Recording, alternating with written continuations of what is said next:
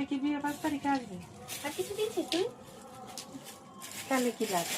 এবার দেখ, এবার জিনিসের মধ্যে দেখ, এই কয়টা জিনিস আমি নিয়েছি, তাও এগুলো সব। আর ওইটার লোকের ই কই, জিনিস কেনা কই? আর আমি কিন্তু কোনো জিনিসই নিই। এগুলো আনতে রায়গঞ্জে গেছি 60 টাকা ভাড়া দিয়ে। কত টাকার জিনিস একটু হিসাব করো তো, গুইনে সবগুলো দাম।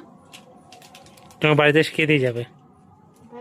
বাইরে যাবে না, কিছু কিনবে না, টিনবে না, তারপরে কিনি আমরা, তারপরে হয় দোষ। এই কে দোষ করলো রে? মা তো শাখা পলা করছে, তাহলে তুই এখনো মা বলতেছে শাখা পলা মানে মালিক, মা খালি শাখার কথা বলছে। আমি কত মা শাখার কথাই বলছে। আমি ভাবছি তোকে আবার পলার কথা বলছি। বলছে নিজের মুখ, তুমি শাখা পলা করো নাই? এই যা বলি ও শুনে তুইও শুনিস, আমি তোকে তো আলাদা করে বলি না। হয়েছে তো।